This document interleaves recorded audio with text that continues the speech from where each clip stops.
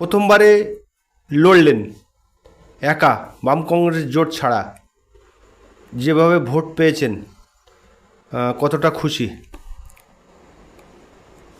খুশি খুব একটা নই, খুশি আদৌ নই। এই কারণে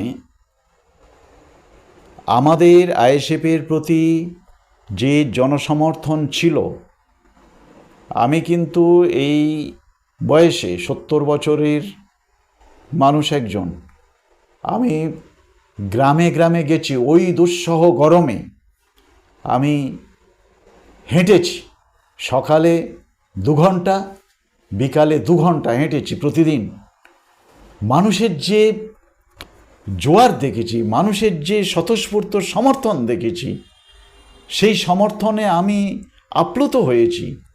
বয়স্ক মহিলারা পর্যন্ত এসে সমর্থন জানিয়েছে। শুধু অনেকে এটাকে একটা সাম্প্রদায়িক মুসলিমদের দল বলে দাগিয়ে দেওয়ার চেষ্টা করেছিল, কিন্তু আমি যত অমুসলিম পাড়াতে গেছি, সেই অমুসলিম পাড়াতে সোকল্ড হিন্দুর যারা, তাদের আপামর জনসাধারণ, পুরুষ মহিলা থেকে তারা এসে অকণ্ঠ সমর্থন জানিয়েছে যে আমরা আইএসএফকে ভোট দেব।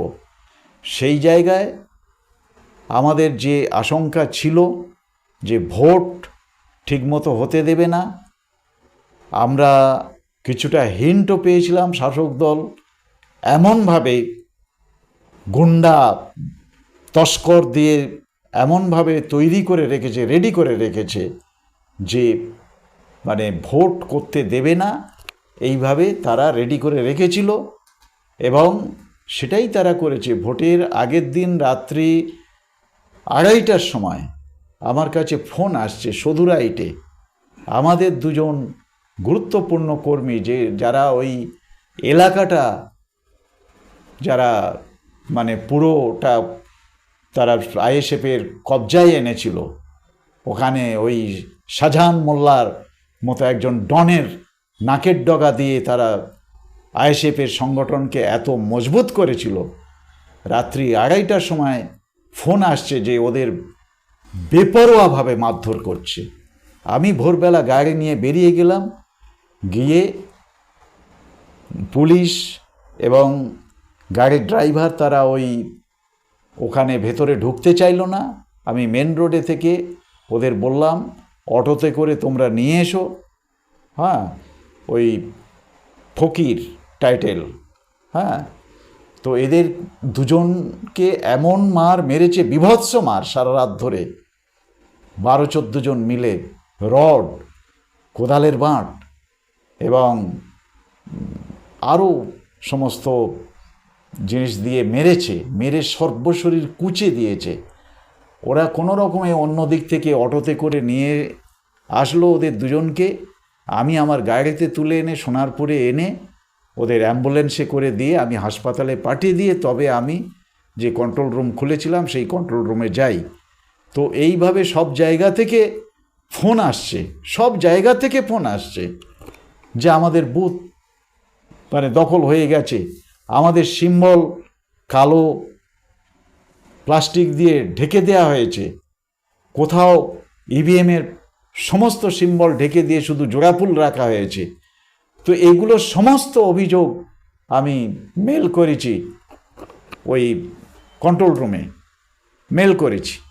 কিন্তু দেখা গেল কি ভোটের পরদিন স্ক্রুটিনিতে আরও বললেন যে কোথাও কোনো রিপোল হবে না।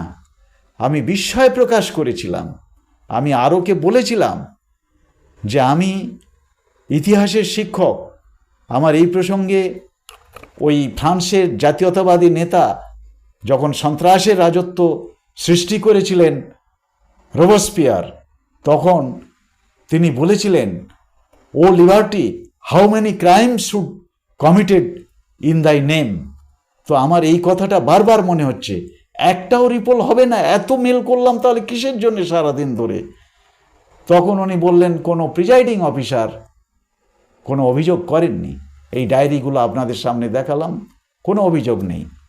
আমি বললাম যে প্রিজাইডিং অফিসাররা তারা সরকারের সঙ্গে মিলেমিশে গেছে, আর যারা কিছুটা স্বচ্ছ মানসিকতার আছে, তাদের উপায় নেই।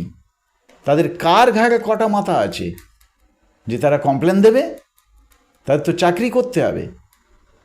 তো আমরা যে অভিযোগগুলো করলাম, এই অভিযোগ কোনো মান্যতা পেল না। বলো না, প্রিজাইডিং অফিসার যদি অভিযোগ করতেন তাহলে আমরা রিপোলের অর্ডার দিতাম, রিপোলের ব্যবস্থা করতাম।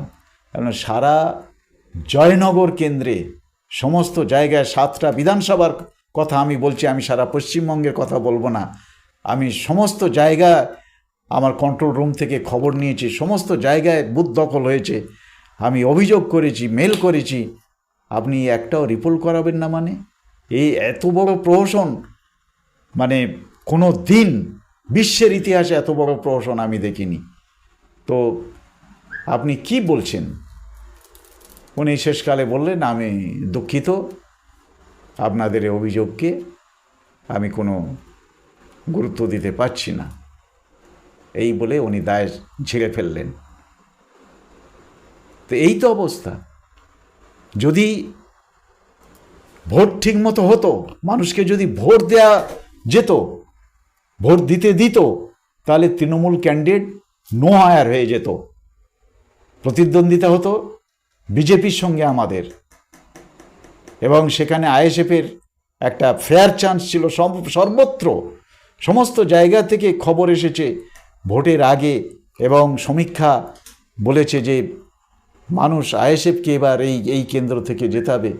কিন্তু দেখা গেল যে কোনো ফিগারে ছিল না, সে প্রায় 9 লাখ ভোট পেয়ে গেল। এই যে প্রহসনটা হলো, ডায়মন্ড হারবারে দেখা গেছে 7 লাখ ভোটের যে জিত দেখা গেছে। তো সাংবাদিকরা, সংবাদপত্রে বেরিয়েছে, সব জায়গায় বেরিয়েছে, সবাই জানে যে কিভাবে ভোট লুট হয়েছে ওখানে সব জায়গায়। যদি ফ্রি অ্যান্ড ফেয়ার পোল হতো, তৃণমূল আজ 29টা সিট পেয়েছে, তো 5টা সিট পেত কি না আমি খুব দায়িত্ব নিয়ে বলছি, 5টা সিট পেত না যদি ফ্রি অ্যান্ড ফেয়ার পোল হতো। কিন্তু ভোট লুট হয়েছে, ভোট লুট করে বেহায়া ছাতি ফোলাচ্ছে। হ্যাঁ, এগুলো তো আমরা বিশেষভাবে সমগ্র আইএসএফের কর্মী সমর্থক সমস্ত জায়গায় তাদের একটা আশার আলো জেগেছিল যে জয়নগর কেন্দ্রে আমরা বিশাল রেজাল্ট করব, এবং এই আভাস আমরা অনেক আগে থেকে পেয়েছিলাম। এবং সেই জন্যেই দেখা গেল জয়নগর কেন্দ্রে আমাদের সামনে ভোট প্রচারে গেছি। সামনে কি চিন্তা ভাবনা আছে আপনাদের দলে? ভোটে আরও বললেন যে কোথাও কোনো রিপোল হবে না। আমি বিস্ময় প্রকাশ করেছিলাম। আমি আরওকে বলেছিলাম যে আমি ইতিহাসের শিক্ষক,